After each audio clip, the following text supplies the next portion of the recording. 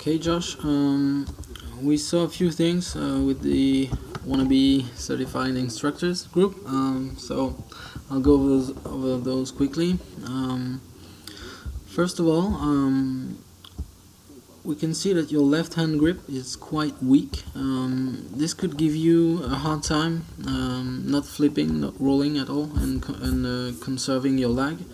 Some people can do it just fine. Woodland's an example, Speeds too. So you just have to admit that you will have to use the forearm movements and the wrist movements to their maximum. But hey, that's fine. You do whatever you want. Having a slightly stronger left hand will help. Things would be simpler. Anyway, what we can see is that you kind of lose lag early. For example, when the left forearm is at 45 degrees, you're around, I think you're around 100 degrees of lag. So yeah, it's even a bit more, 109. A good goal would be to be around 85. So 20 degrees of lag lost, and you're not very over the top and steep with your shaft, so there's not a lot of 2D distortion. If I continue, when the shaft is parallel, you're still losing a bit of lag. Here you're at 121, maybe 120 if I take the elbow, 126. So Kelvin found out that people that do not exceed 110 really conserve lag better, are bigger ball striker and rarely flip. So that would be the goal that we would like to attain. This loss of lag, if you read the lag article, to create lag and maintain it, you have to have a lower body that's going counterclockwise and a upper body movements that would be going clockwise in a general way. The problem here is that your upper body cannot perform the right moves because the lower body is the source of the rotation is not coming from the right part. So if you look closely in this area, at the end of the backswing, you are not. We do not see the right foot wiggle like we see in some players, and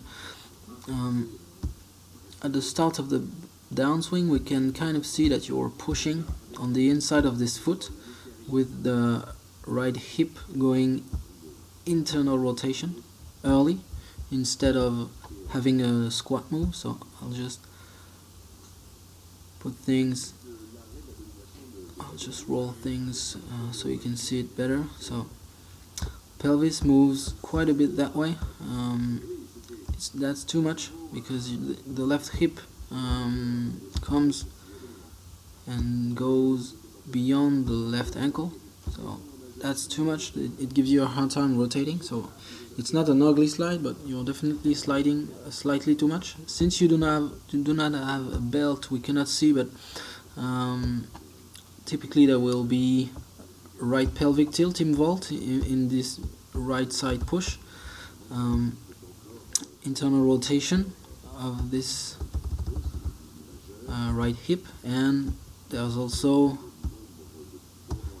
ADD on the right hip. So that's not the way legends created the squat move. So the problems come from there. If you really want our take and Kelvin's take, the problem, there's a phrase that's very accurate in Kelvin's article. Well, everything's accurate, as you know, but this is striking me when I read this sentence. It's like you wanted to shut a door like that in your swing, but the door jamb is moving towards the target all the way. So even if you try to slam the door shut, because the door jamb is going towards the target, there's no way you can catch up. And that's what we see in the upper body. And just put your down line here. So your backswing is really fine. There are very good things going on because you're not losing trunk balance. This tells us that you have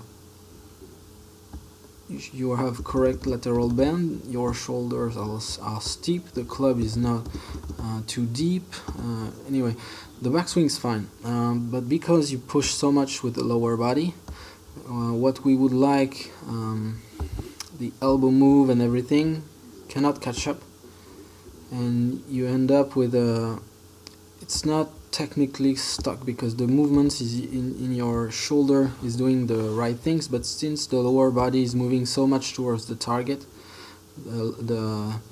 even with the best intentions to adduct the right shoulder, putting your right elbow towards your sternum, even with the best intentions, you cannot catch up, and you end up with early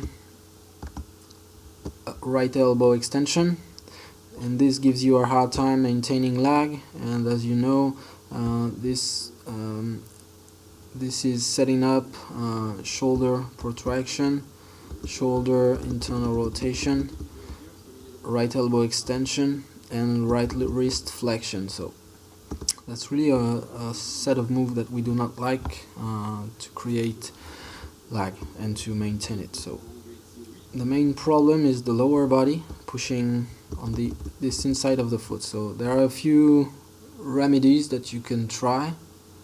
I'll go over those quickly. Okay, so you could try monitoring your back view, because that gives you a good idea of what the sacrum is doing.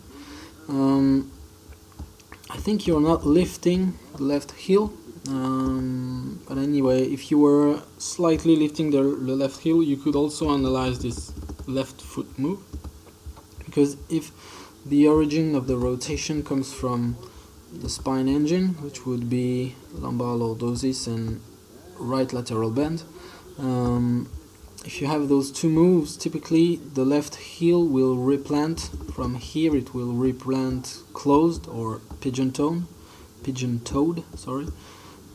As you can see for Woodland, there's a slight rotation, and then it replants more closed. The other things to monitor is the sacrum movements. Even though there will be a slight shift to the left initially here, then the sacrum will move away from the target all the way during the downswing.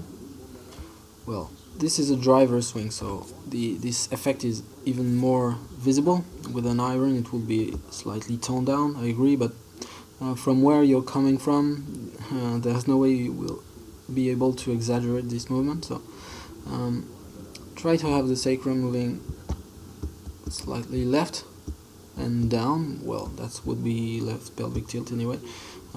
So the sacrum moves left, and from there it will move away from the target all the way. So that's something that you can monitor. It will give you more rotation. Having the sacrum moving away will give you more ability to retain lordosis. If you retain more lordosis and you have decent lateral bend, you will be rotating the spine and the whole pelvis in the anti-clockwise manner, so no stall. The exercises you can do is the dog drill. There's a video on my channel that describes it. Basically, you just try to go to the top and have, in a way, of course it's an exaggeration, but in a way having the head moving left and the sacrum moving back, kind of like you would like to have the sacrum over the right foot, and try to retain lordosis all the way without giving up. Well, everyone is giving up slightly, and there is posterior pelvic tilt, but this happens right there when the hips are in the right position. So PPT in this situation is a benefit, If it happens earlier, it just gives a jump and a loss of Touchline, etc. So everyone will give in to the PPT, the intention to PPT, everyone. On the duck drill, you try to resist this and keep the low doses all the way. The other thing you can try is the bucket drill. So I'll show you this on my swing.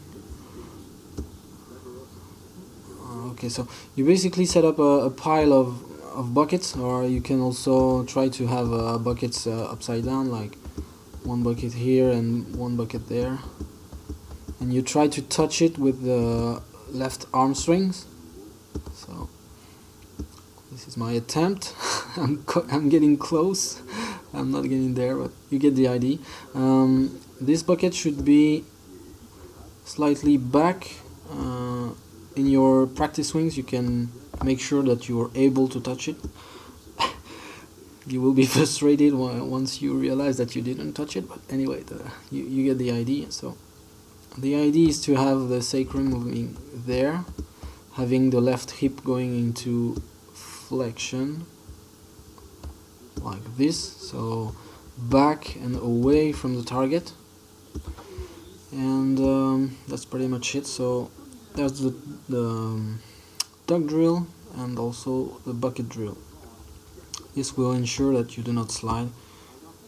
Here there is no slide, and even though my rotation is really far from being good, there is no stall. I stall after impact. So these are two good moves. Make sure you read once again articles on lag and articles on this right side push. So shift your weight without sliding is an option. There's also the article from this year, rotational vs linear movements. And you can also read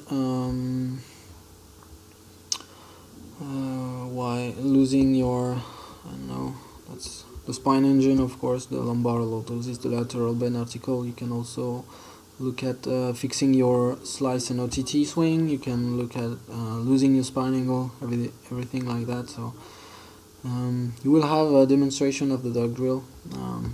Unfortunately, it's me that will be demonstrating it, so it won't be perfect, sorry.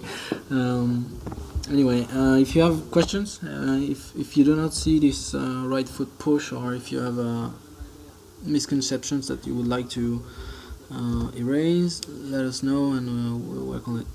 See you.